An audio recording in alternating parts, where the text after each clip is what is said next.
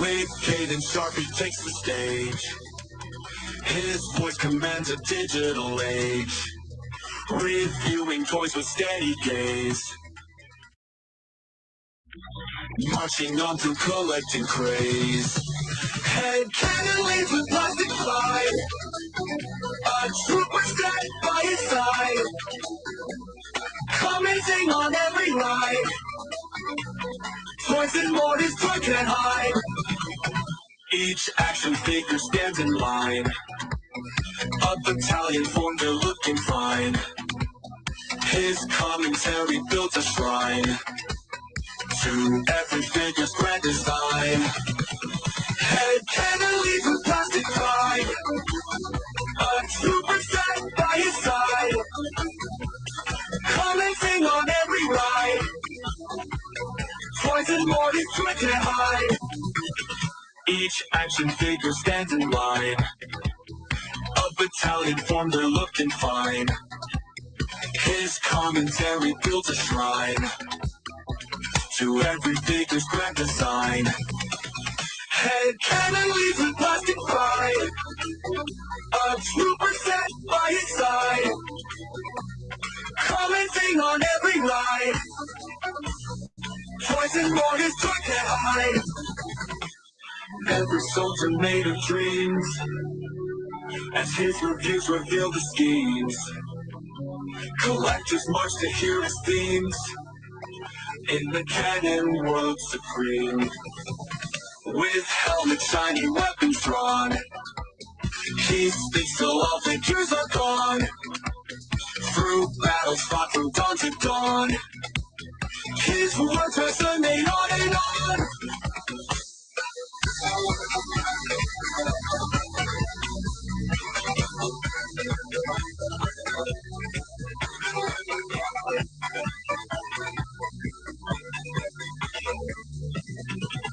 With helmet shiny weapons drawn, he speaks till all figures are gone.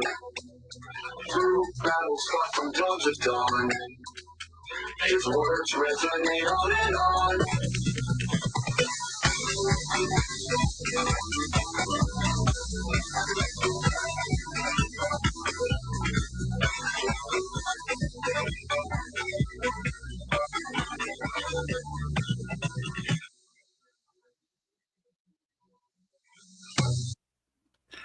All right. So finally, I'm so happy I finally got this song to work. That was a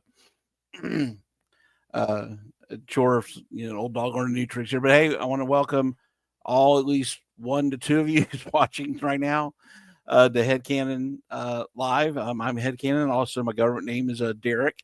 Second show out here. Just want to go over a couple things first before we get started. Right now, I'm at 122 subscribers, which is more than I ever thought I would have. So what I'm going to do is I'm going to be like every other YouTuber. When I hit 500 subscriptions, I'm going to do a giveaway. I only do this show once a month.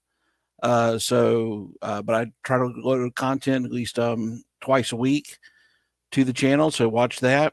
When I hit 500 subscribers, I want to give away the Fortnite motorboat that came out. I one sealed the one for the 1/12 scale figure. So if anybody missed out on that, you'll have a chance to get that again. So tonight I'm going to have a discussion. I have someone here that you all know and love who needs no introduction, and so he doesn't get an introduction. Okay. What's up, Ed Hey, Ryan, how you doing tonight? Good, man. Hey, well, it's good to have you here. I know you're all the way on the West Coast there, holding things down. Maybe one day we'll have an East Coast, West Coast rap feud going on. But I do appreciate you, coming on, committing to this 24-hour live stream that I'm doing today. Sure.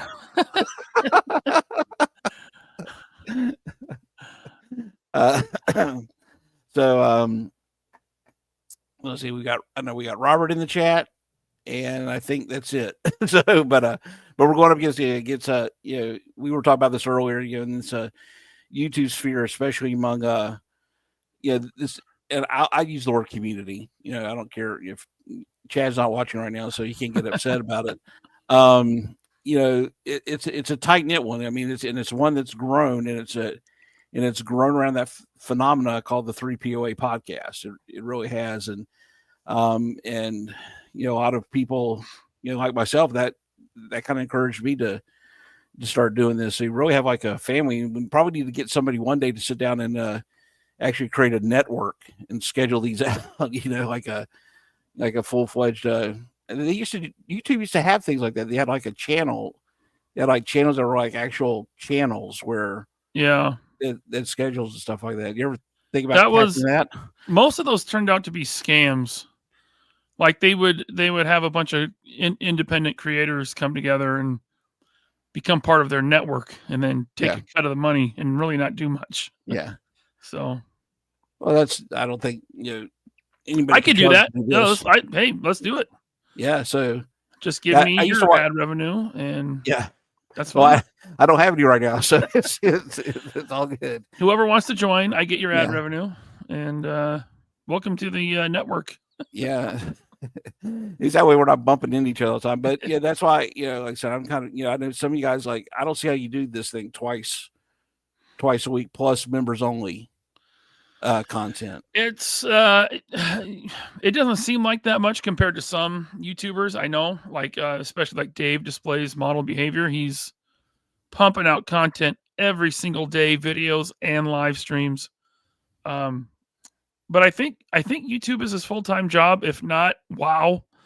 But yeah, I mean, 2 shows a week for me is about all the free time I can spare to the YouTube channel, and that includes the members only chats. So, yeah. So it is a lot. I mean, I've always told people if I do a 2-hour live stream, I probably had about 4 hours of prep time. Probably, not always. Okay. Sometimes I got to wing it, especially on Wednesdays. But Saturday show, I'm usually down here for, in the laser cave for most of the day, getting ready for the show. Yeah, that was like today.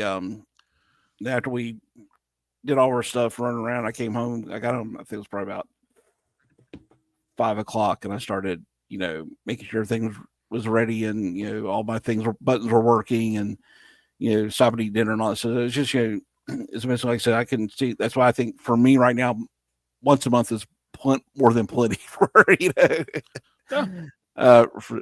for this. And so so kind of just a little bit. So how so my journey with this whole thing is it started with a little YouTube channel called Retro Blasting.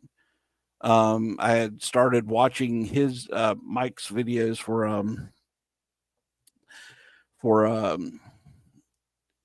learning to restore toys. I thought that was just absolutely fascinating with that. And then from there, I heard about this other channel called Analog Toys. You may have heard of that one. Sounds familiar. Yeah, it's ringing a bell for sure. Yeah, and so I was watching that one because I'm I'm of that generation that grew up on G.I. Joe.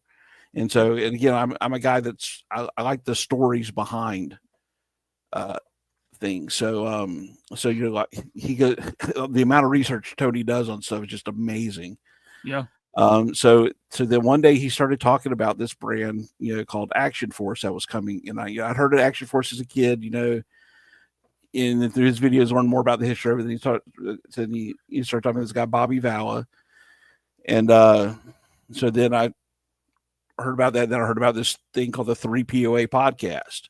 And so that's kind of started getting in and started interacting with the chat. And then that one night in the members only stream, when you threw the link out there and I was able to get in and talk a little bit, I was like, I think it'd be interesting to kind of do this too, at the basic level that I can do it at. So, yeah, I was a little apprehensive. And I still am, to throw the link in the chat and let anyone come in. Even when it's just channel members who I know, most of them. Yeah. There's always the ones that get a gifted membership. That could, putting the link in the chat could go bad quick. So I always kind of like, oh, Figure Fight Club's here. He has an open mic night. I kind of warn people, like, just be careful, because someone could come in and show something on the stream or say something on the stream and like get your channel in a lot of trouble, possibly deleted. Like that's happened before. But I figure we're pretty safe on the members only after show to do that. And so every now and then I'll do that. Yeah, Obby's thing on Tuesday night, that's another. I've been on that one before. That, you know, and I understand the risk of that, because it's like you're inviting somebody into your house and it's just basically open the door and say walk on in. Whereas with the members only chat, you know, for the most part, you know it, and if anything happens there, you know, you just, you know, hit, you know, I'm not gonna like you know, or just won't hit it for replay or something like that. Right. So yeah, obviously it's always ready with the boot button. But so, and that boggles me too, the amount of folks that do they'll gift memberships, and that's kind of how I got the membership things. I caught a few free ones, and then I'm sorry, I can't subscribe to everything, but I chose to, you know, every month I'll support the 3POA because I thank you so much. Yeah, thank you so much. I mean that. So like I said, so I come in about halfway through the 3POA life cycle, you know. So I'm working on this. So can you just, you know, I know probably everybody in the chat's probably heard the story before, and I knew you were like part of another channel before that. Can you just kind of, you know, for my benefit, kind of walk me into how that thing started, because it's a monster. Yeah, well, it started in the 90s when I was a preteen, maybe an early teen. No,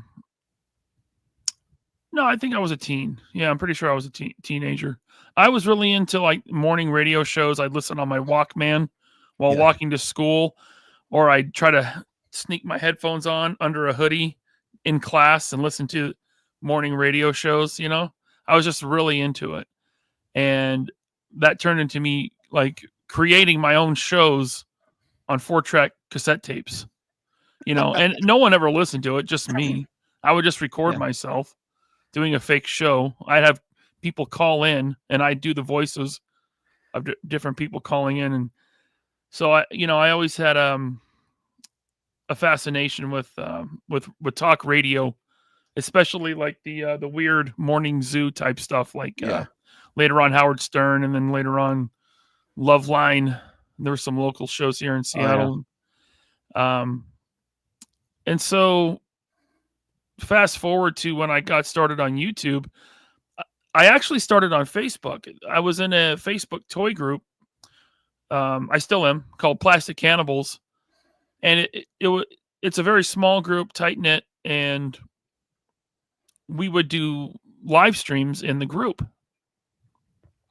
We would just hang out and talk and give stuff away, you know.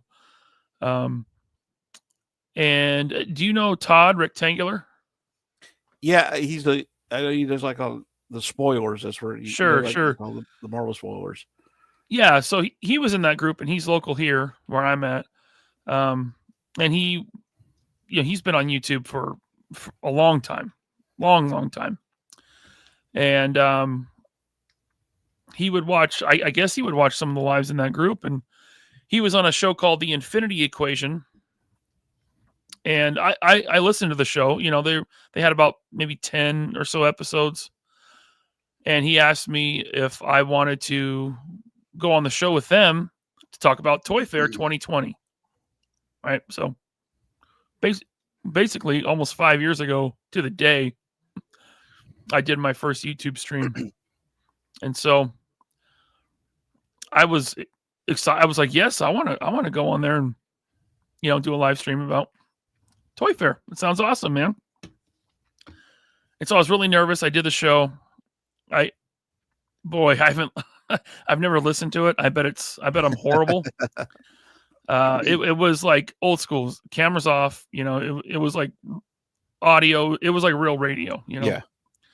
Yeah. Well, I had a great time either way, whether it was good or bad. And a few days later, maybe a week later, he said, "Hey, do you want to join us as a co-host, like permanently on this show?" I was like, yes, I'm in. Totally. Yeah. And so it was me, Todd, and the host was Dante, and he's still doing, he still has the Infinity Equation channel to this day. And we would have guests each week on the show. And it was a lot of toy photographers and comic book artists and stuff. Okay. And then, I had heard about this toy line that was, they had a Kickstarter called Action Force. Okay. And so I had been looking into Action Force because I wanted military figures to go with my Marvel Legends. Right. And so I told the guys, I'm like, hey, man, we got to have this guy. His name is Bobby Valla. We got to have him on the show to talk about his toy line, Action Force. It looks really cool. And they were like, okay, invite him. And I said, okay. So I found him on Facebook and sent him a message, and he agreed to it. And he came on the Infinity Equation for the first time. This is still early 2020, maybe spring. And he came on, and we're talking before the show, and Bobby he's mentioning that he had wanted to start like a YouTube show, like a live stream or podcast or something. And the host Dante, he said, hey, why don't you just join us? And come on, we'd love to have you on as a co-host. And in my head, I'm sitting there, I'm like, why? This guy's not going to join us. We're a bunch of goofballs. He's a professional toy maker. He's got his business to run, and he's making things happen. His Kickstarter. And Bobby said, yeah. I'd like that. And so, a few weeks went by before he officially joined, but then he was a co-host on Infinity Equation. And then at some point we had Analog Toys on as a guest, Tony. Yeah. And so we became pretty good friends with Tony. And I forget if it was, I think it was Tony's idea. Tony had been wanting to do like a regular live stream podcast type thing. Because all of his stuff is, he doesn't do he records like when I record something, I kind of just do it in the, I just hit the button and go and pose it. But he does studio level work on his stuff. Yeah. Yeah. He does a lot of, he's an excellent videographer and editor, and, but he wanted to do a live stream, but he has a full-time job. He's already putting a lot of time into his channel. So he asked me if I wanted to be the host with Bobby, and it was going to be a bi-week or every other week thing. I think is that bi-monthly? Yeah. Twice monthly, right? Yep. Bi-monthly thing. And he was just going to kind of put it in my hands, do it on his channel. And I was like, really? You want me to host it? I said, okay, I'll give it a shot. And so we came up with the name 3POA. Yeah, that's right, Robert. Falaverse shut down. Yeah. Close the doors, out of business. But so we came up with the name 3POA, and it was, I was still doing Infinity Equation at the time. Bobby had left Infinity Equation by that time. This is late 2021. And so I started doing 3POA. It was November of 21. We did our first episode. And it kind of just took off. It was great to start it on Tony's channel because he already had a really large audience. He had, I think at the time, 20 some or 30 some thousand subscribers. And then at some point it was Tony's idea to spin it off into its own channel that I would run. And I was like, let's just keep it on your channel. You already have a huge following. He was like, no, man, we got to put it, And I said, okay. So we made the 3POA channel, and I couldn't believe how fast we got subscribers, but that was great. And yeah, that's how it started. Man, that's, and that's when I kind of started watching you guys too. I think about a year or so ago, I think, but, and I like that dynamic of, the three of you, I know that Tony had to step back because of work and other things. And I would be personally, I would love to see the show if you find a third person, because I feel like I think that dynamic worked very well, because it, as you as the host and kind of balancing Tony and Bobby out. Well, we're each so different from each other, you know? Yeah. And yeah, I think we've talked about having someone come on instead of Tony, but it just doesn't feel right. Yeah. Like if it's not Tony, to me, it's not going to be anyone. It'll just be me and Bobby. And I think it's working out pretty well so far. Yeah. You know, I think me and Bobby have a good dynamic, and we've been doing this so long now that we can read each other really well. And so, you know, you just give each other a look and you know where you're going to go with the conversation, like what the joke is, you know, lean into it a little bit or back off, or, you know, it is us, but you know, we're dialing things up. I'm dialing up my personality for sure. It is my personality. Yeah. You know, you can ask my wife how obnoxious I am. But it's just turn it up a little bit. And then Bobby, same kind of thing. You know, that is his personality. You know, just turn it up a little bit. You know, he is slightly annoyed, but you know, he's turning it up a little bit for the show. You know, annoyed with me, I mean. And by the way, I don't know if you hear that. We got like thunder and lightning here. Oh, okay. So if I lose power, I apologize. That's fine. I'll just do a little dance or something. All right. Yeah, and one day I want to have Bobby on, just because, you know, I'm just not confident enough to ask him yet. Because it's probably gonna be the most boring show, because like I said, I'm a guy that's into the why, and I've did my journey through corporate America before working for nonprofits. And so I was always fascinated with the culture of it, and to see. And when I saw I went over to the webpage for Action Force when they're doing the Kickstarter. I think I missed the Kickstarter, but I was looking at the background. I'm like, how did he get away with getting the Action Force Navy Steel Brigade on? And then I go on the podcast, I hear about the whole story, and so I love somebody that basically it's the Bender Rodriguez thing. You know, I'm going to start my own toy company with blackjack and hookers. You know, but you know, it's a revenge. It's a sweet revenge story with somebody that's built a successful business. And as I listen to him talk, I hear things that I had read and studied and tried to apply in my own business career up to that point, that he seems to have like just have stumbled upon naturally. Which, you know, so it'll probably be, you know, an hour and a half of me just, you know, asking him all these intricate questions that have nothing to do with toys or about building, and, you know, the desire and and what keeps them going. So I'll let you in on something. Bobby likes talking about himself. So I figure that. Yeah, just ask him. You know? Yeah. I mean, I did, you know, 5 years ago. Well, that's it. And now, like legitimately, me and Bobby are, you know, we've become really good friends over the years, and you know, sometimes you just got to shoot your shot. Yeah, I want to ask him, when I get to the point where I feel like I'm not wasting his time doing it. That's the thing. Listen, I'm wasting his time. Okay, so you won't be alone on that. I believe that you're actually a part of his success, because, like I said, he started, you know, in the early days, he's trying to get this thing going. He needs any exposure is good exposure, and now this thing has grown. But I think that's what keeps everything. So in this line of business, being connected to the end user customer is key. So what you're saying is he owes me some money. Absolutely, he owes you. At least a third of the company. Yeah. I think. Listen, he does all the work, man. He's seriously always working, but I think it has benefited me and the YouTube channel as much as we've benefited the Valaverse company. Yeah. You know, so I think it's an even trade. Like I said, you know, I'm a geek for Max. the war.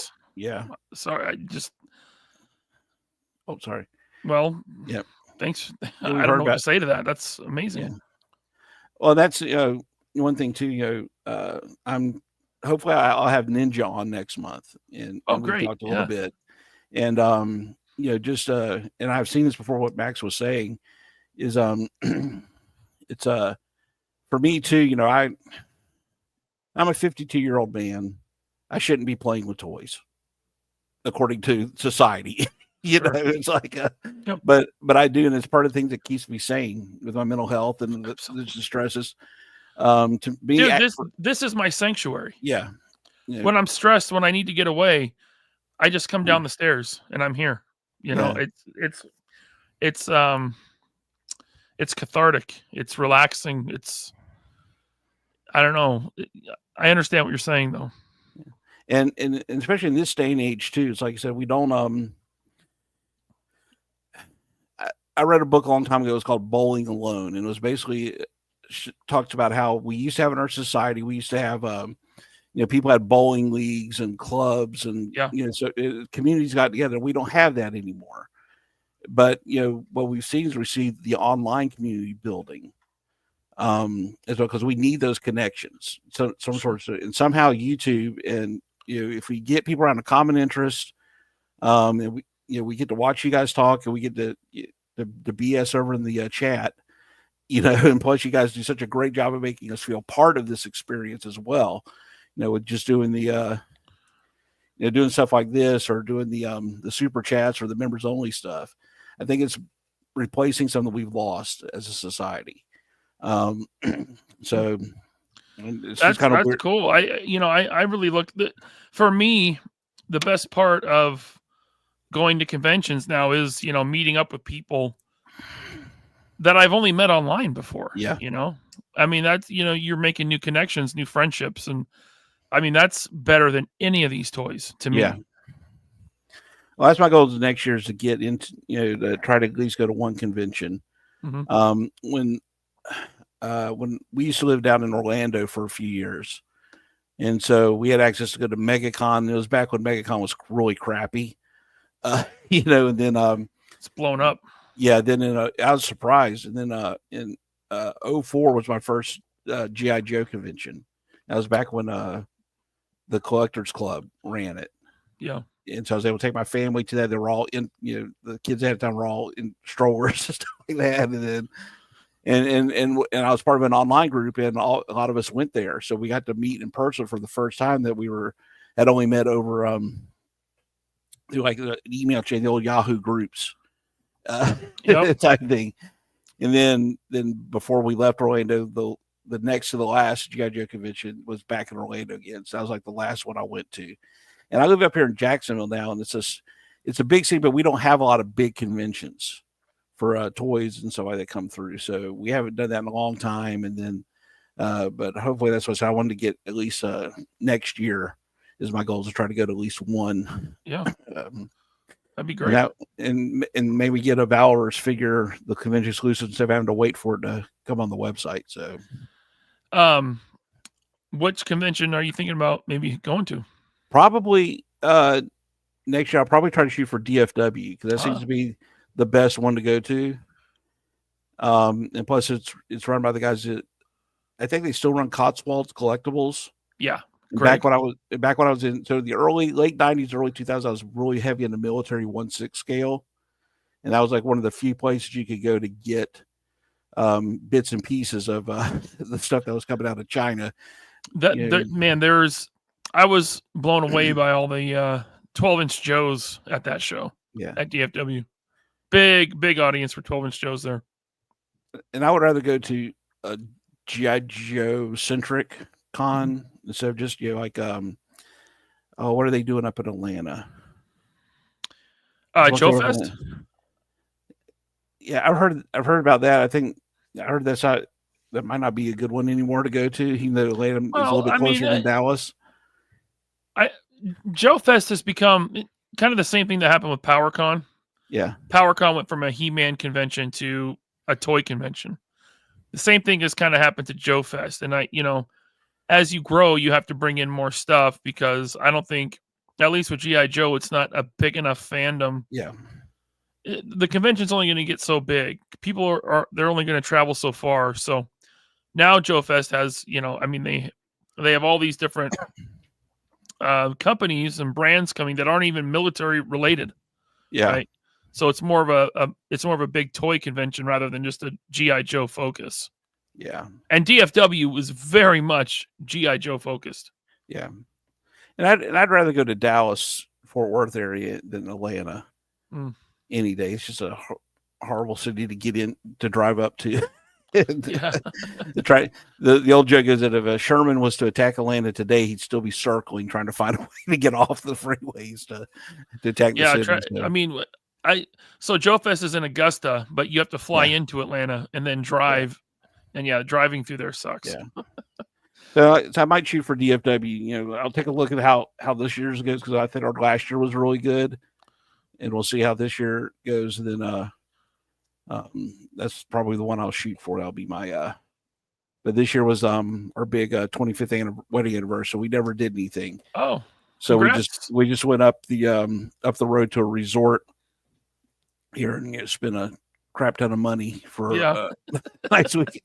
And it was funny because because we did the so my wife, she's like in her bedroom way on the other side of the house, and I'm back in my area, so she's never heard the 3POA show before. Good for her. so she's over there dying over the whole Canada routine. I'm chatting away and stuff like that. And so she's like, "What?" Like, and then when we did the after show, she's going, she gave me an earful after that, because she couldn't believe how I fell apart there at the end. And, well, I'm glad that I mean, my goal is really just to make people laugh, and I'm glad that worked. Yeah. And my second goal was hopefully that the people in that group saw Saturday's episode of 3POA, and hopefully they lighten up a little bit. Yeah. Because it wasn't that serious. It was really just like kind of like a few offhand. No one wants to Canada the 51st state. It's so ridiculous to me. Like, how would you even take that seriously? Yeah. It's like I say, invade Canada, make it the 51st state. Then once we got all the resources and more land, then you invade Mexico and you solve the immigration problem, because they're already here. So it's part of that. But that brings another topic, that's and I just don't know. I don't understand this. Is how people can and I don't know if they're fully paying attention when they watch it. That's the only way I can think of, or they're choosing to be this way. How they can watch the show and just listen to and get offended like they do.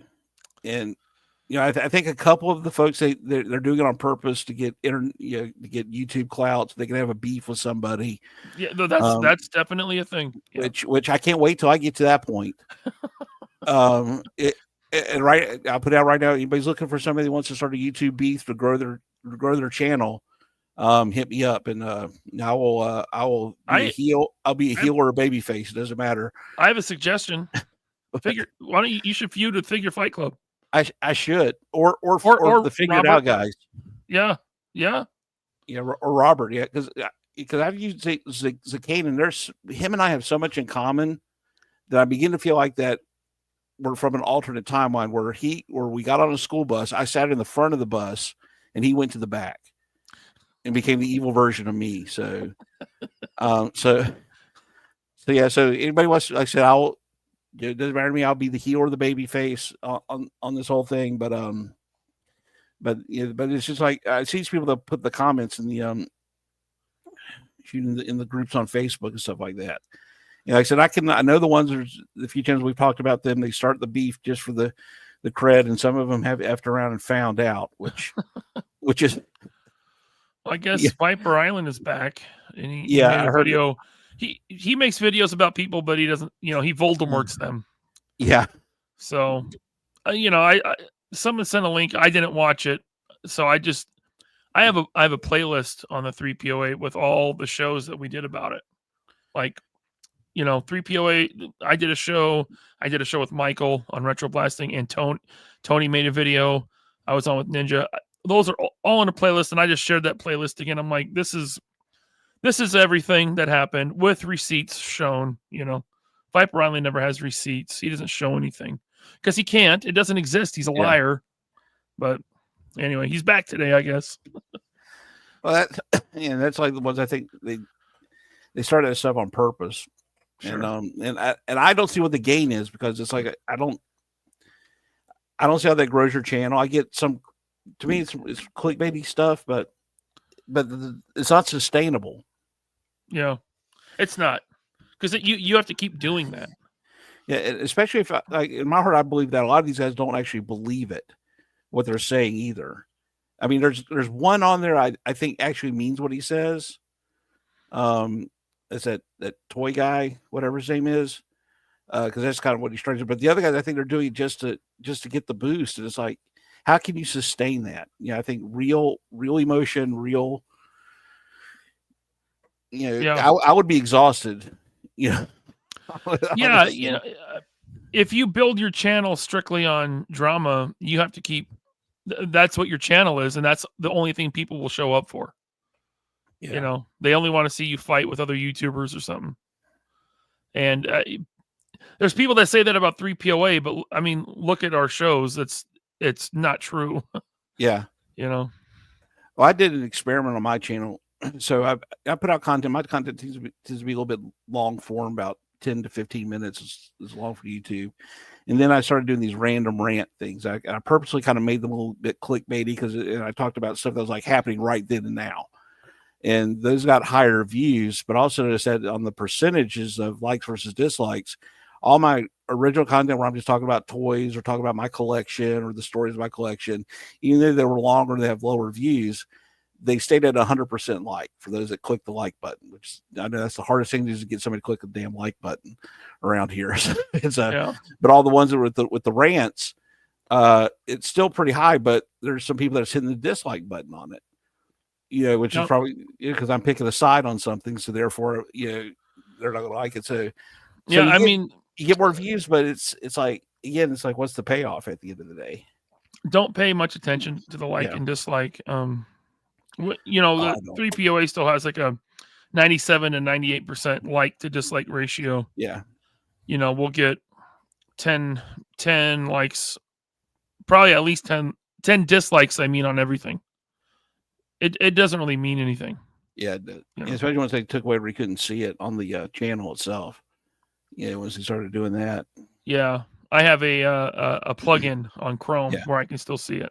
Yeah, but like I said, it just doesn't seem to. I mean, just have fun. Like I said, to me, this is fun. Yeah. I like this, and the folks that showed up. And again, thank you for those that showed up in the chat. I don't know how many people are here tonight, but I appreciate it. But I know I'll pick up, like my last video with Chad is I got a lot more views on the replay once it goes out there too. So yeah. Figure Fight Club, the dislike, it's just another button for engagement, you know. Unless your dislikes outnumber your likes, I think it's all the same. Yeah. I don't see who could dislike Abby though. I mean, this guy's, you know. I know. I mean, he's super generous. You know, I can't wait to like. I have been noting those that like do like high value super chats and gift. You know, I've been noting you guys down. So when I get to the point, you know, I'm going to be expecting. You know. You know, I mean, I have super chats turned on. Yeah. You know, I have a strict rule. We don't ask for super chats. We don't ask, you know, for any of that. People can donate if they want, and if they don't want to, that's completely fine. I will never become one of those channels that asks for money. I think that's scummy. Well, I always thought they were weird too, and I never really liked the idea of, you know, the super chats getting attention. But when you get to a certain size in the chat and chat interaction, I think is, you know, I'm not doing a wholly great job. But it's something I got to learn how to do. But as it grows, at some point, you have to do something to get your comment elevated. Yeah, I mean, to see 3POA is difficult. I would like to get to everything, and you know, there's a complaint. Well, you guys only read super chats, and it's like, well, I have to. They spent money. If I read the chat the whole time, that's the whole show, and the show doesn't really happen. Yeah, and so it's nothing against anyone. You know, I try to get to as many comments as I can while keeping the show flowing and keeping it upbeat and entertaining. And but that's or you would have to resort or do like what you did one time where you had your wife, you'd run in as a producer in the background starring. Yeah, she lost interest in that. Yeah, she's like, "This isn't fun." She's like, "I no, just want to." Yeah, that lasted a few weeks, and that's over with. Yeah, but and that's Thank you, important Robert. too. Yeah, and that's important too. That I know, your wife. I see her on, and I see her support. And like I said, honestly, we can't do this without without the support of our spouses. My wife, she doesn't come on, but we were we were geeks from day one, from the first day we met. So it's kind of she knows the deal. She knew what she was getting into. Yeah. When she married me, and then I warned my wife, about when we were first dating. I was like, just so you know, I'm into some real nerdy stuff, and she was like, okay. She's not a nerd at all. My wife, she feigns interest for me. Well, my wife has kind of grown out of it. Yeah. Over the years, not as much. Like we met playing a live action role playing game. Okay. At a game store. Yeah. So so it's kind of hers is kind of worn off over the years, but mine stay. But still, like I said, she supports what I do, and she was upset. I was upset because she knew I placed I was going to get the vintage collection E-Wing. Yeah. With my trivia winnings. So right on. So you didn't win though. No, I know. So then we went to the store on the way home, and I picked up yeah.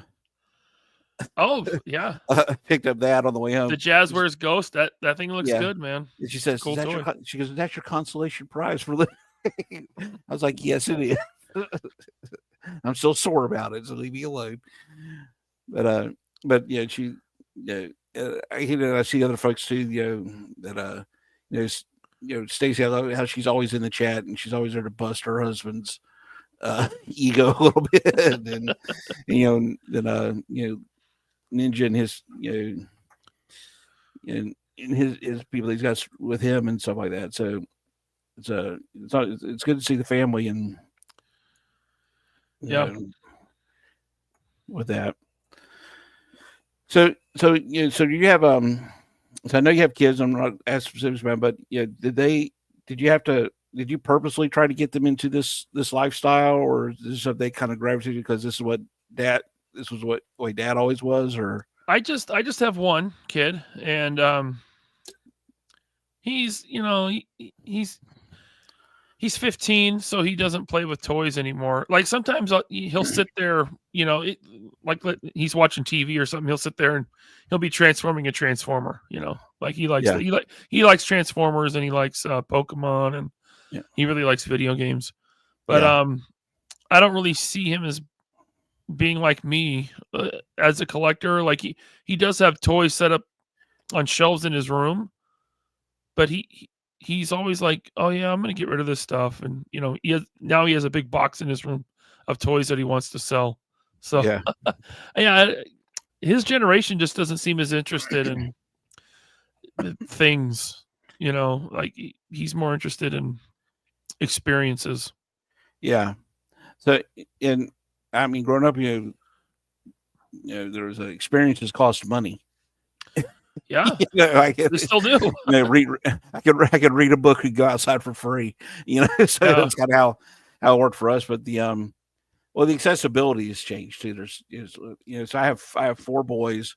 My oldest one, he's he's 23. And he's my Transformer guy.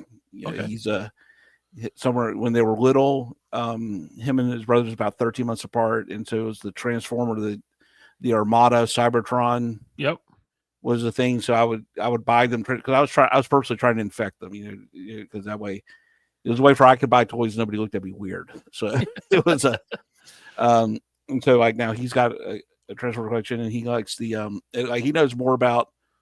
I grew up with Transformers, and he knows more about the lore and then all the and the stuff we didn't have. We didn't know much about the Japanese stuff growing up. Yeah, but he knows all about that stuff and the comics. And right now he's going through Macari, finding the alternator line, the real high end licensed cars. So, and then, Oh wow. but then after that, boy 2 and 3 are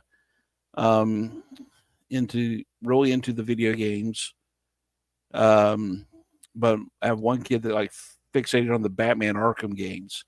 Oh, those are good. So he did stuff like when the Riddler box came out, the puzzle box. So that was his thing. So he likes puzzles, and he does Pokemon, and he'll go on his Instagram and do card reveals where he buys a pack of cards and stuff like that. And the third one is kind of like that, but he does sports too. And the fourth one, he's only 12, so it's all Fortnite and Roblox and Minecraft, and he's starting. My kid loves Minecraft. That's a big one. So, and they don't collect much. It's just if it is, it's something related to the video games. My kid has a friend who is getting into action figures, specifically collecting. They're the same age, and they're both really into X-Men, but the friend wants to get all the toys. So I was able to help him out with some stuff. And now he loves coming over because every time he comes over, I have something for him. Like last time it was the Venom pool, the big. It was a Build-A-Figure, but they re-released it. I had found one of those for him. He was like, "Oh my god, this is so cool!" And now I'm asking my son. I'm like, "Hey, does his name is Everett? I'm like, does Everett want to go to a toy show? You guys want to go?" And my kid just likes hanging out with his buddy. He's like, "Yeah, let's go." And then Everett's like super excited, like, "Yeah, I want to go, because his parents aren't, they let him have toys and stuff, but they don't get the whole collecting thing." Yeah. So and that's things like sometimes like the I don't know if you saw the video with the JoJo Skyhawk project I'm doing. I haven't seen it. So I can't reach it from here. So in the 80s they did like, have you ever seen the Skyhawk? It's the little one-man VTOL thing. So didn't they just do a bootleg of that? They did a 112. Somebody's done a 112. Yeah, 112 bootleg. Yeah. So I've had the a few years ago I had to sell all my Joes, all my 3.75-inch Joe collection that I had. We'd hit some rough times at the old Collins family house, and it was either that or and I'm mature enough to go, well, I got to let this stuff go because it's going to feed the family or fix something that we need to fix real bad. So I only kept like I think I kept like I had 2 Steel Brigade figures I kept for the 25th anniversary on the real nice ones. Okay. And then every time I got a few other little ones back and forth. But the one vehicle I loved as a kid I never had. I had a friend that had it. Was the Skyhawk. And again, that's what I loved about G.I. Joe was and folks can't imagine going into a store and no matter how much money you had, there was something at that price point for you to get that fit the entire universe. So, sure. Yep. So you couldn't afford a Sky Striker, but you could afford you could afford a Dragonfly. You couldn't afford a Dragonfly, you could afford the this guy. So you had something that flew. So and so about a year ago I was in we had a toy store here in town, collectibles that does vintage and also new stuff like that. The they had the Sky Patrol version of the Skyhawk. That's the silver one. Okay. With no stickers decals applied to it. And so I bought that because I always wanted one. Never had it. So now I'm in this thing where I was like, I looked at all the variants and I was like, there's only like 7 variants of the vehicle throughout the years. Yeah. So that adds up quick. Yeah. So so I was like, well, I'd love to collect them, but then and the reason I call my channel Headcanon is that I'm very imaginative. I'd always come up with stories about but try to make sure that it fit within the universe that I'm playing in. It's like when I was a kid, Star Wars and G.I. Joe could not mix, but I had a lot of adventures for them. And so I said, well, what if this was a real military vehicle? What would its designation be? Number, and then why would there be all these variants? And what would constitute variants? So I started making notes on what it would look like. And so my goal was to get one of each variant, and then build it like a little base for each one, like it's a museum piece. Like if you went to an aerospace museum. So that'd be cool. Yeah, we have one close to our house, actually. The Boeing. Yeah. So I had so it's a part restoration project, preservation project, just for this one vehicle. This is small out of all the vehicles. So I don't want to get too far down the rabbit hole. And part fictional story with it. So so I got to go back tomorrow. There's a one at the toy shop. I'm going to try to do some toy trade to get it at a good price, because these things are sometimes very expensive to get. I found a good deal on complete ones, and trying to find things that aren't broken or things that's getting very very hard to do. And I completely forgot where I was going with the story, so I'm sorry.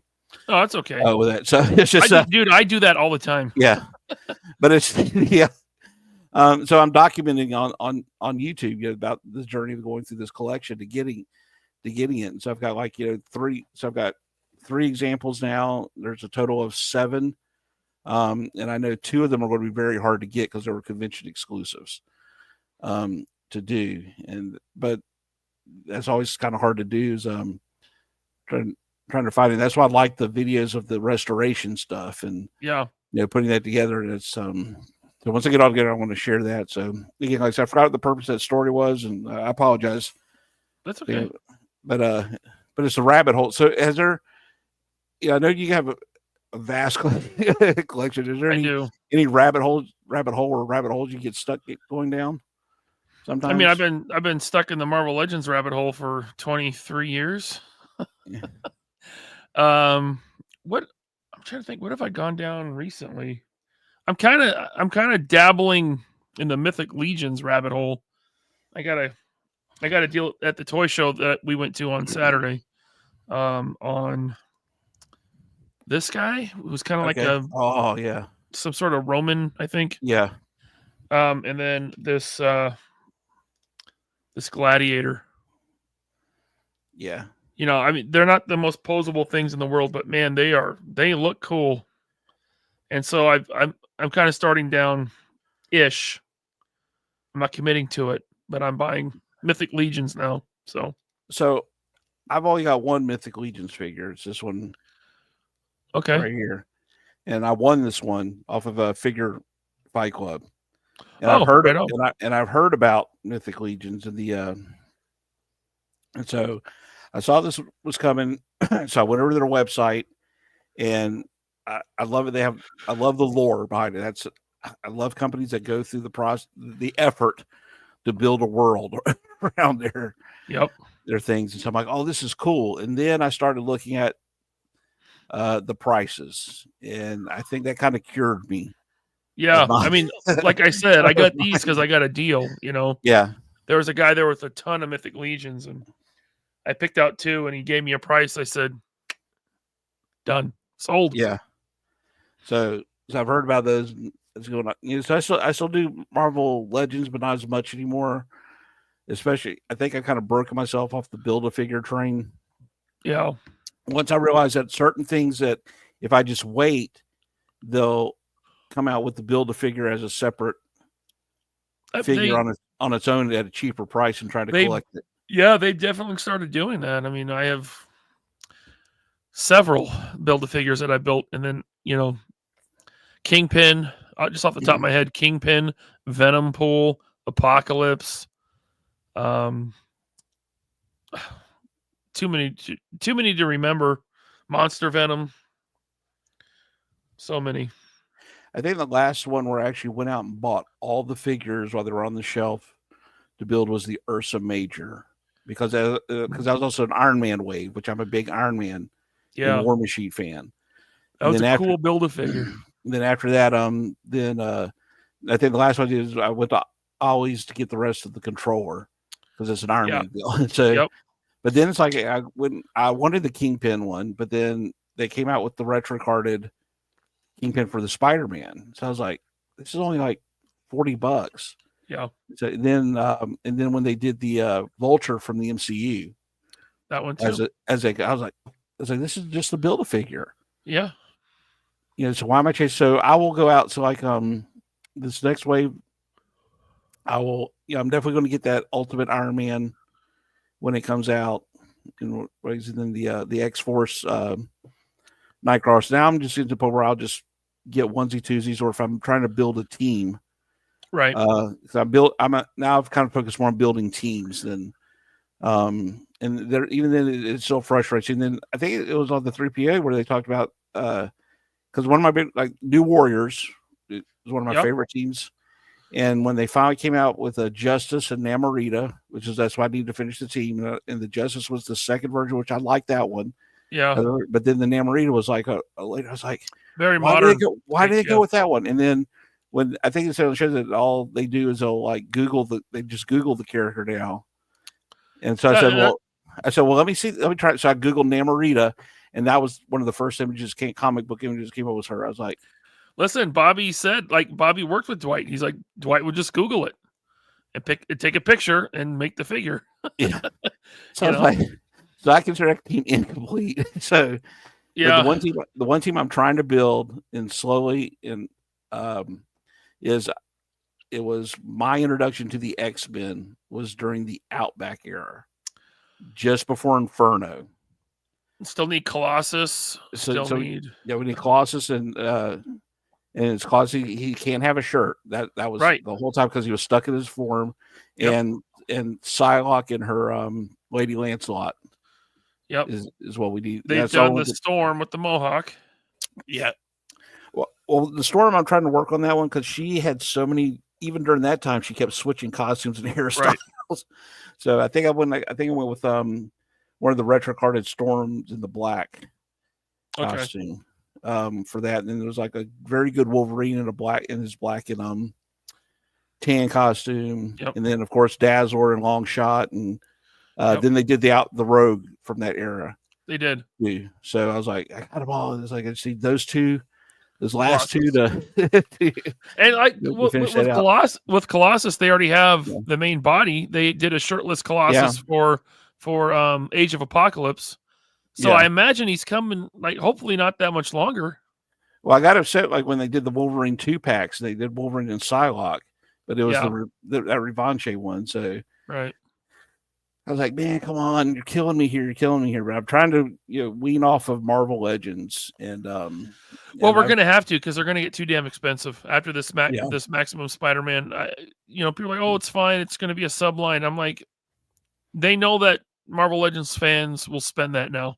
Yeah. So the regular those are gonna go up. I mean, me and Bobby were told by someone inside Hasbro about 2 years ago that within a year Marvel Legends were going to be $30. Well, it didn't happen. Yeah. But what we're seeing is more and more like one-offs that are marked up a little bit, or 2-packs. Yeah. 2-packs have taken off. There's never been this many 2-packs in Marvel Legends, and more like big deluxes, like Build-A-Figures are almost gone now. Right. Yeah. And so they basically are $30 a piece because all that value is being taken out of each package. So, well, that's like I said, look at the latest MCU movies, the Captain America, and it was just a 3-figure wave, but they're all deluxes. Right, yeah. Yeah. So, which I bought the Sam Cap from that one because I wanted to compare them to the Build-A-Figure one, which Build-A-Figure was the wings, from that. I think it's pretty much except for the helmet, it was all they did stupid things like the Red Bird doesn't even connect to the pack like it did in the Build-A-Figure one. But it was the same one. Is it the same body with new paint? I think it's the same body with the new paint. They just added a helmeted head for that. Steel Brigade helmet. Yeah, then the Red Wing on the Build-A-Figure one doesn't attach to the backpack. It's kind of float, but it had like a clear piece where you could connect it in like it was flying around. So they included that Red Wing, but no way to attach it to the backpack or to the figure at all. So then I think the new Falcon is all new body, I think. It's got to be. But they gave him the wings from the just recently released comic book version of Sam Cap. Okay. Yeah, they just released it. Basically, it almost looks like the same one as they did for the MCU. The wings were different. It's still foldable, but not as many pieces as the. And they were red on the comic book version. This one they painted them for the movie, and I didn't even bother with Red Hulk because I don't care. I don't have room for Red Hulk. You know, yeah. My Hulk Buster's taking that space. It's yeah, but this is it, and it's just the constant reuse of stuff that I'm paying again and again for bits and pieces I already have and not getting when there's still so many figures left. Just let me finish up a couple of teams. Like I was very pleased I was able to finish out my Lightning Force, the 2 teams for Lightning Force that I wanted. I was able to finish it for that line. So, but I can imagine that's what's going to happen is we're going to be left with a lot of teams once Hasbro loses it. If they do, I think that's part of their.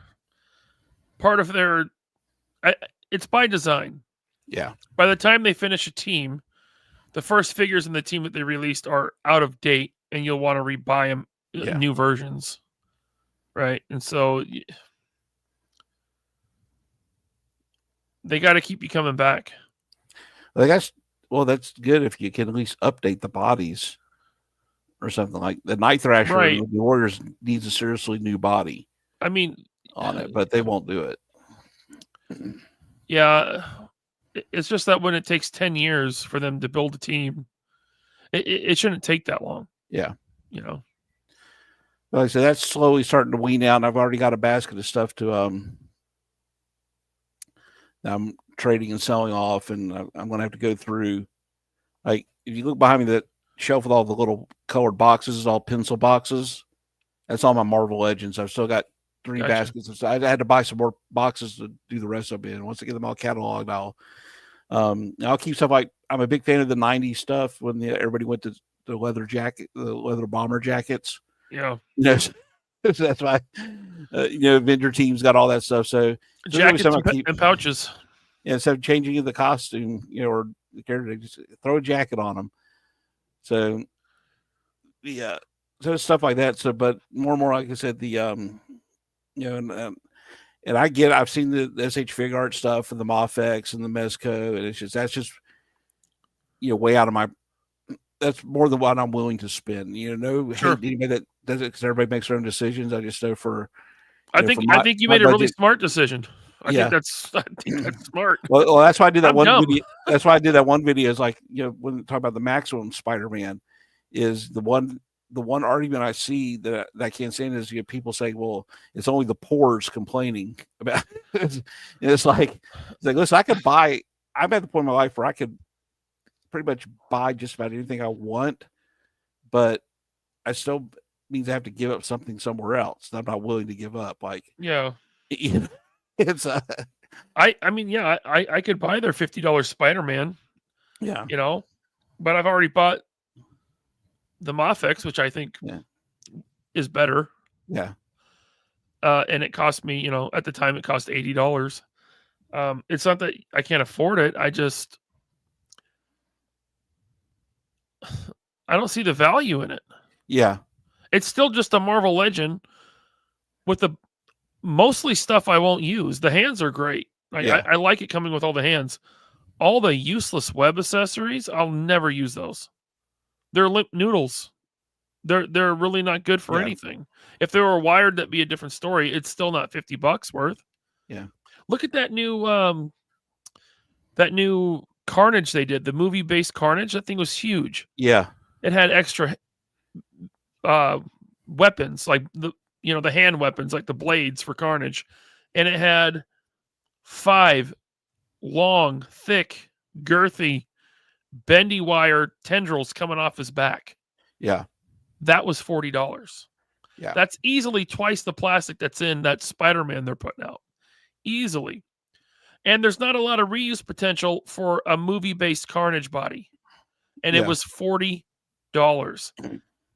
There's no, I really don't see people saying this, but there's no way anyone could tell me that Maximum Spider-Man has a $50 value to it. It doesn't. Now, it's sold out everywhere, right? So the market said, we want it, so they're going to keep doing it. So apparently enough people think it's worth it to them to buy it. I didn't buy it. But they do that trick too. That's like I said again, to me, a pre-order should never sell out. Well, it's scheduled to come in May. Yeah. So the pre-order selling out actually makes sense. Yeah. They got to get those numbers. The factory's probably making it right now. Yeah. Right. They can't just tell the factory, okay, make more, because the factory has a schedule. They're going to make the Spider-Man and then they're off to the next thing. If they want to come back to Spider-Man, Hasbro has to get that back in the factory schedule. Yeah. It's not going to be right away. It's not going to be on demand. It doesn't work that way. Also, too, Hasbro's like they're at the size now where it's not so much important of how much they sell, but that they can say they sold out. Like if I could possibly sell 50 figures, but I'm only going to produce 10 because I know I could say we sold out. We sold everything. Right. Whereas, I run the risk of having only selling 45. And then you see the secondary market prices on eBay. Yeah. Right. People are already paying $80 for that Spider-Man. It's silly. It'll be back, but Hasbro loves that, because then the next time they do it, more people are going to order it because they don't want to miss out and pay $80 on eBay. Well, and people say, you don't, why are you guys not listening to the customer? It's like, well, they are listening to the customer. It's called the shareholder. That's right. Yeah, that's shareholder number one. Yep. Shareholder primacy is a philosophy, and they follow it. And most of these guys don't even know that Hasbro's in their portfolio.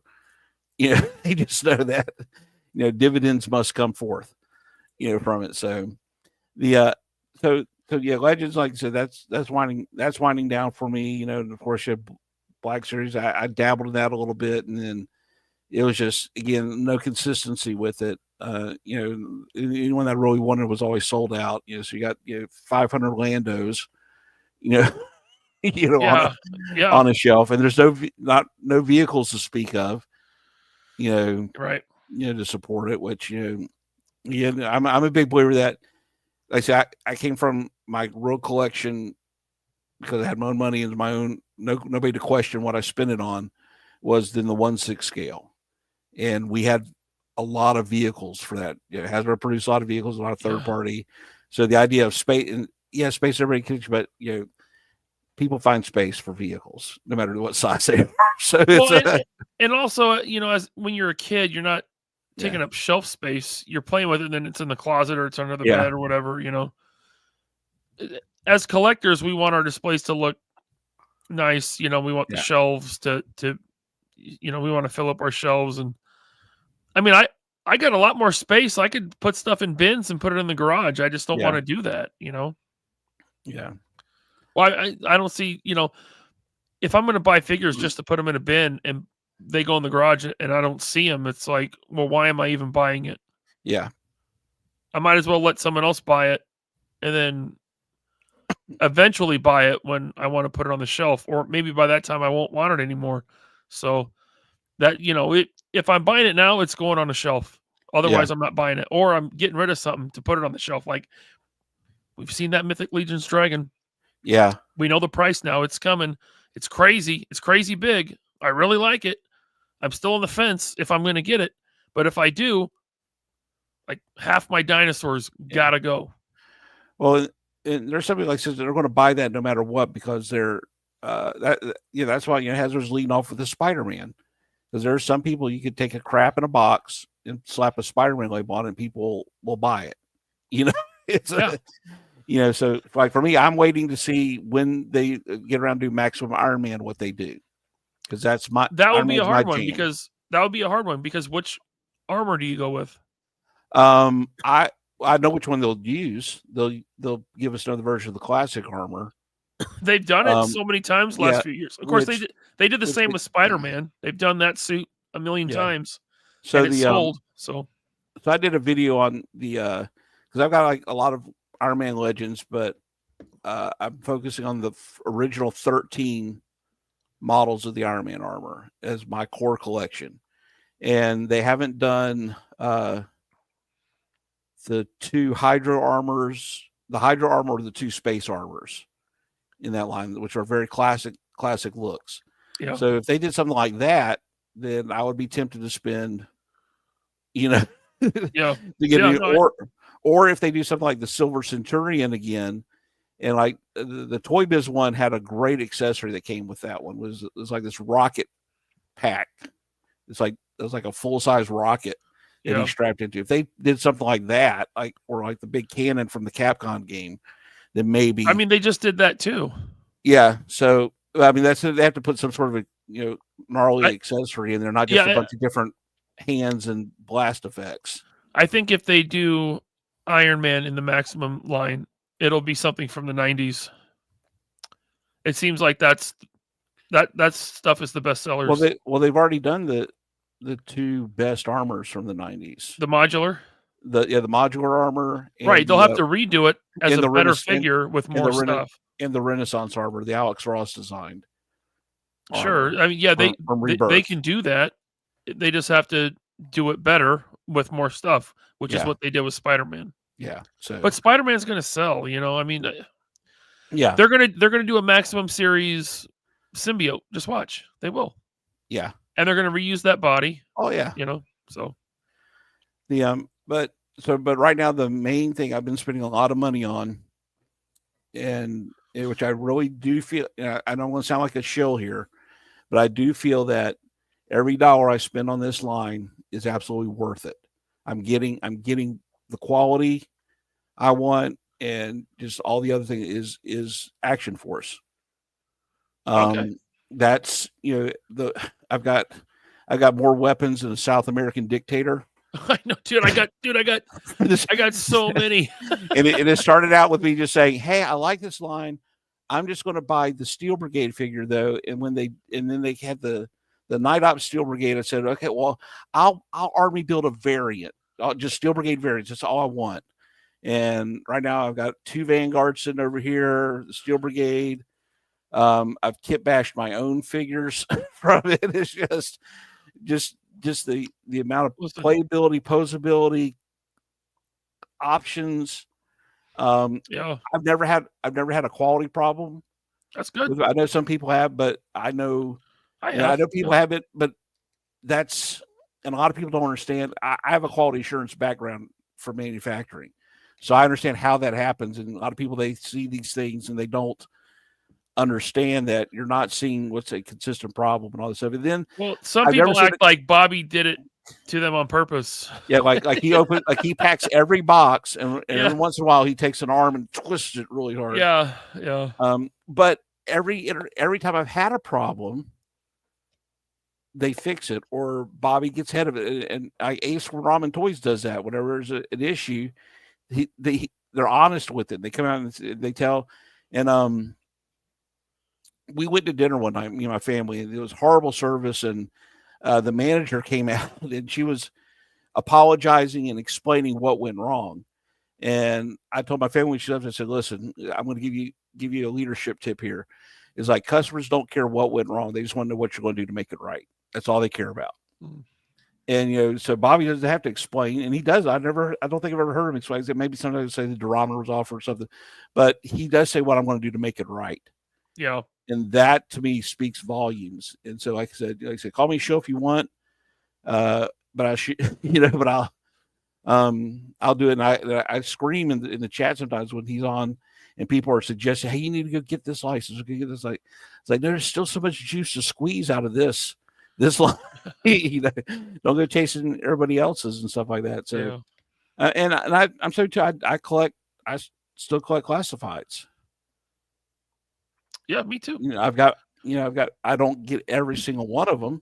No, the last one I got was the one that everyone hated except me. It was Road Pig. Oh yeah, see, and I didn't get him, but I'm not getting Dreadnought. Yeah, the only thing that I need is Xandar that's out now, because I have a Zorana and I have a Zartan, and so I just want the family. Yeah, and I was going to chase down the that, and I'm trying to get the the original 13. I want the original 13, even though I have no nostalgia for it. I just like the look of them. And I want all the dreadnoughts, and then I think I'm good. I just want them to sit there and figure out a way to reintroduce clutch so I could get a hold of one. Yeah. Because that stupid vamp fiasco. But then in Cobra, I've already got two of my favorite. The Cobra Eel was always Destro was always my number one guy. And then so I've got the Iron Grenadiers and stuff like that, and the Crimson Guardsmen, and I've gotten and I'll collect Crimson Guard variants because I've got the Python Patrol one, the retro carded one, the store one. So it's very few. So that's very focused. So do you army build? Not the classified GI Joe ones. Gotcha. That's the only thing I'm army building. Like I used to. Like, well, I will say that I have kind of. Again, around the same time I sold my JoJo collection, I had to sell my entire Star Wars collection as well, 3 3/4 inch. I did too. So what I've started to do though is I kept a few figures. I've got that old Luke X-wing that that opened up with the R2 slot. I kept that because I had it sat in the garage and it had gotten real dirty. I cleaned it up and I actually repainted it as a Corellian defense fighter. So I knew I couldn't sell that one. So I had that one. Then it broke my heart the day I had to get rid of my TIE Interceptor because I had the 181st TIE Interceptor with the red stripes, the Baron Fell one. Oh, cool. Yeah, I remember that. I had to get rid of that. So then what I found on Macari is, I don't know if you see behind me on that shelf way back there, there's 1, 2, 3, 4 TIE Strikers from Rogue One.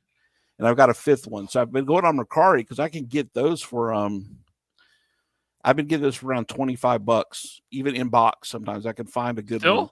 Yeah. So I found a few of those, and so I didn't start squadron building, but I think I'm also going to squadron build. I wouldn't be surprised if those came back because they were in the Andor season 2 trailer today. What I think they're going to do with that one is that's a TIE Avenger. And I think they're going to probably do that as a vintage collection vehicle where they're going to charge you $100. Like the E-Wing. Or like the E-Wing. And I really want that because I'm a big Expanded Universe fan. And that fighter and the TIE Defender, the one that they actually showed in Rebels with the TIE fighter with the three wings on it. Yeah. That one's cool. I would love for them to do that. And I may part with the money to do thank you, Junkiana. I have no music to play. That's down the road. That's later on as I do that. So hold on. I got something. Thank you, Junkiana. All right. Yeah, thank you, Junkiana. So now, but also too, when I do that, I hate the TIE fighter pilots that came with the TIE Striker because they don't. I love the super articulated. Oh, those are just 5 ones. POA. Yeah, so I go and I have to find. I kept some TIE fighter pilots from my old days, and so I have to go out and I have to go find ones that actually bend, and I like it when their helmets come off and stuff like that. So that's that's kind of about the extent of my army building, and then with the action force, the recon trooper, I get a fire team of those. I always buy 4 of those kind of things because Marine Corps, we're fire team. That's the smallest unit. And I bought when they did the Delta with the guys in the all green. Yeah. Cool. I did 2 male figures and 2 female figures. That's a fire team there because it's my Republic of Florida band because and I have an Arctic Steel Brigade because it's a steel brigade. Sure. But a lot of the Arctic stuff I didn't get just because again it's Florida and I don't the desert aesthetic I don't care too much for. Even though I got a Desert Steel Brigade and but I wound up getting a lot of Arctic stuff doing the mystery box stuff. So I got the Arctic sniper gear. I got 2 of those now, but that's cool because it gave me another ghillie suit. Okay. And I took the first one I got and I dyed it pink and gave it to my pink Steel Brigade figure. Oh, that's a good idea. So she's got a pink ghillie suit. Nice for that figure. So, but I'm kind of army building the action force figures, but just the the troopers that are designed for that. How many of these are you going to get? I'm going to definitely get one because that's all. I want one of those. But I swear to God, he needs to put out a gear pack of that, whether it's Steel Brigade themed or not, because that's a lot of good gear, especially on that Reaper body.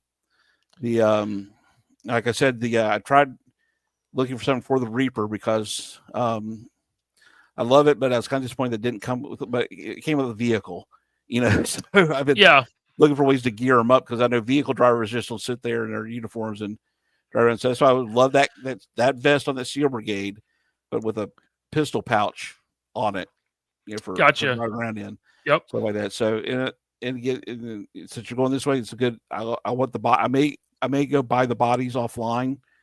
Because there's a guy in Macari that sells, he parts them out, the Action Force stuff at fairly decent prices. Yeah. So I may go get a couple of bodies to do my own like I said, to do my own kit bash of figures. Like this is the first one I did off the Duster body. Oh, that looks cool. So my whole thing is that he's a former Chris Evans said? Yeah, from the Wakanda cap. Yeah. So he's like a former Steel Brigade guy, and I found like the black vest. I love the uniformity of the vest. Sure. That they had. So and then went on ahead and I did. And then I get in from there it grew to this is River Rat. Nice. Yeah. And then I did my ex-Marine Corps guy Gunner. Cool. With that. So I'm building my own little team like that. It's not an Action Force team. That's one of the best parts of the Action Force line is the swappability, kit bashing, and making them your own. And so I know a lot of people do that with like Marvel stuff, but I'm always afraid to start breaking that stuff apart because I'm such a klutz. That, enough heat and you should be fine. But I mean, it's always a risk. Yeah. So with that, I don't have to break them apart to make something cool with it because the gear packs is brilliant. The weapons packs are brilliant. I got just a ton of stuff to do with it. So like I said, probably as things dwindle down, if I get the word out, I can only focus on one thing. Then again, I will be the Valver stuff. Cool. And I really came out of my seat. Like I said, I had never done a reaction video before, and I had to do one when that news dropped about that Steel Brigade figure. So probably I would love to get a gold-headed one too. But put yourself in my shoes. I buy a mech suit, the Mezco mech suit from Bobby, and I open the box and this is in there. Oh, I'm like, I had seen the chrome helmet from DFW last year, but I never saw the whole thing. So I'm like, oh my God. Yes, that's the hey, Duarte's here. What's up, Duarte? Man, I wish I could afford his stuff. That is a. Yeah, I put in an order, but he still hasn't shipped it because I don't know. He doesn't like me, I guess. Well, he's a one-man operation. That stuff, that quality stuff. I know. Art takes time. I put it in order, right? As soon as I put in the order, I screen capped the receipt and I messaged it and I said, "Why haven't you shipped this yet?" That's people do like, "What's this going to ship? What's this going to ship?" It's like, read, dude. Yeah. But yeah, so it's great, and that's but like I said, that was eventually the vector that got into this, and now this is what I'm doing once a month. Is this? I'm trying to get disciplined to do at least one video a week out there, and I'm just focused on stuff I like to do, and if it resonates with people, it resonates. There's no way there's no way you can trick the algorithm, no matter what people tell you. Yeah, so people are going to gravitate to what they gravitate to. You can follow the algorithm as much as you want, but if you're not putting out good content, the algorithm doesn't matter. So I think the best thing to do is just do what you want and have fun. Yeah. And that should work. I mean, that should translate. And if it doesn't, well, you're doing what you want and you're having fun. So it's a win. Well, so far as like I said, it's just, if you would have told me when I was a kid that something like this would exist and you don't have to wait, because he bypasses television, movie studios, that you can make your own content. and just the return thought audience. of being live, like that's that wasn't even it wasn't even something you think about. I mean, there was live television, but that was a dream. Yeah, just let me know when I can. I'll be there. It's the way this stuff builds. I appreciate it.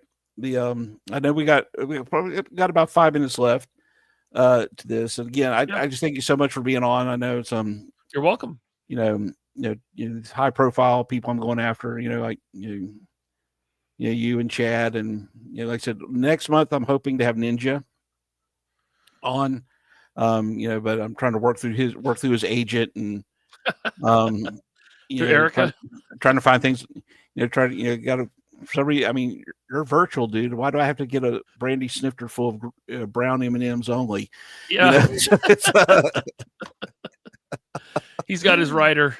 Yeah, stuff like that. And I think if I can crank out 12 of these, if I can stay consistent with this, like I said, I think I'll stay consistent with the third Monday of the month. I know it runs up against everybody, but you're going to be bumping into folks anyway. And we'll just going to figure it out. Which that's another show I like is the Figured Out guys. I think I like the rotating aspect of it. So, but like I said, it's all, and then we all come together on Saturday nights for 3 p.m. Basically, YouTube has kind of replaced streaming killed appointment television. Where I have to be somewhere on a Tuesday night to watch at 8:00 to watch this show.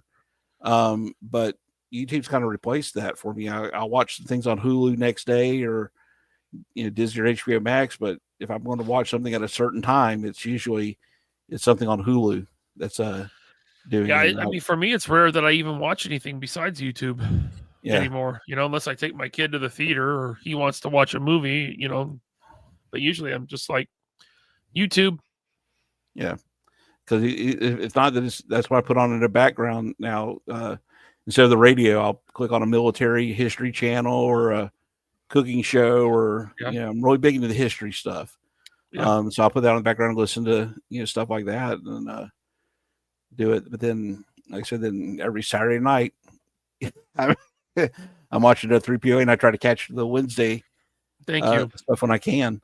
Well, this Saturday you have the night off because there will not be a show this Saturday. Yeah. Well, I'm sure somebody will have a show. Apologies. Yeah, someone will. So, maybe I'll get together. Maybe I'll have a couple of people. We'll just do a preemptive. We'll do our own 3POA with. You should. Blackjack and hookers. Absolutely. Yeah. We'll have blackjack and hookers. So it's forget the blackjack. Forget the just the hookers.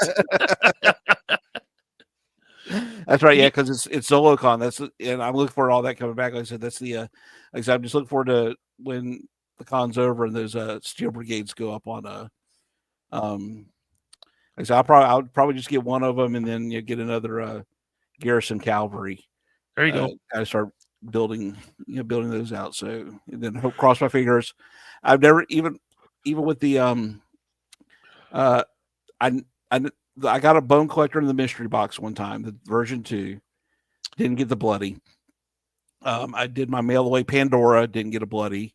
Got another Pandora in the mystery box, wasn't a bloody. So my chances of getting a gold, the gold steel brigade is probably very slim. So, but I'll be happy with the regular one. So it looks, it's cool, man.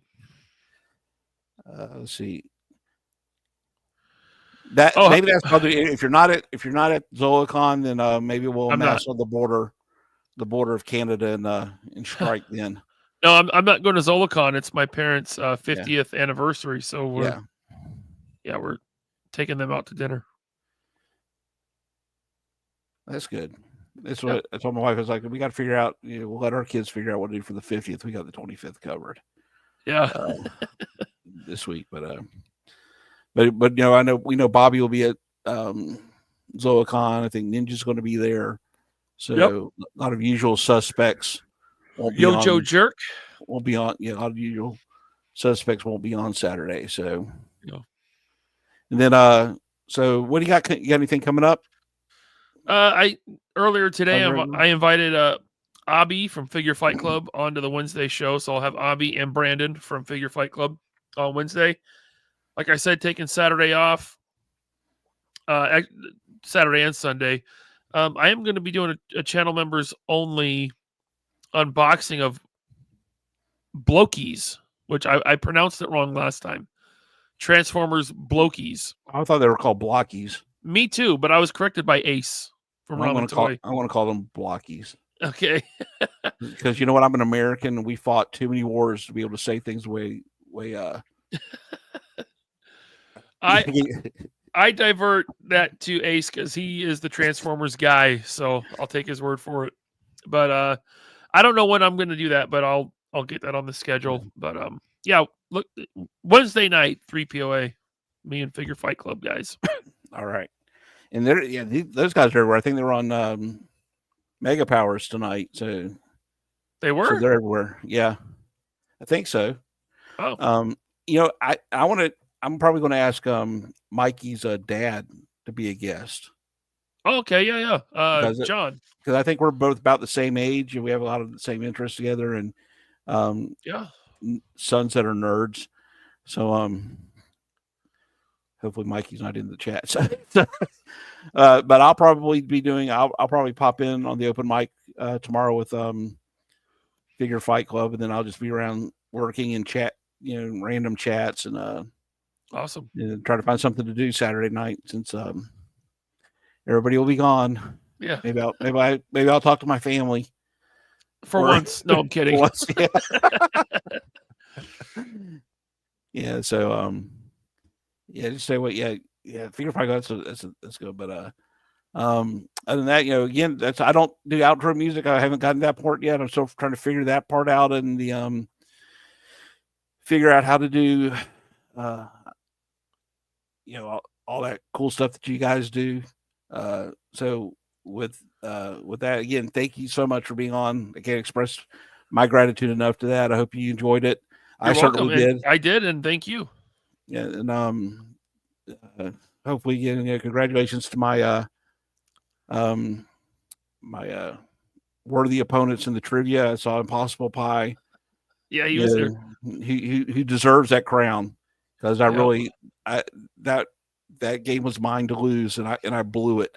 Yeah, big time in the final round, and you got a few really hard questions. So well, and what ticked me off is all the ones that they missed. I knew all the answers, all the ones they missed. Yeah, so it's kind of like so I didn't get this, but it was good. It was good. So I look forward to that. Like I said, I think that what you should do is you should do a few more rounds of that, and then have a tournament of champions. I like that idea. Where you have all the champions come back on. So that's good. So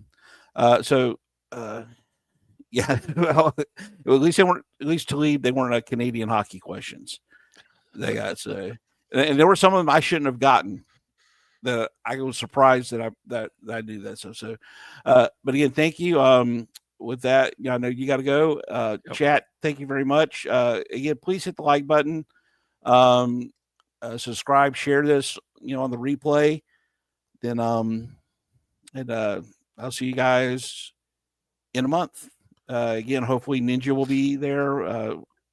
If not, we'll figure it out. So with that, have a good one. Later.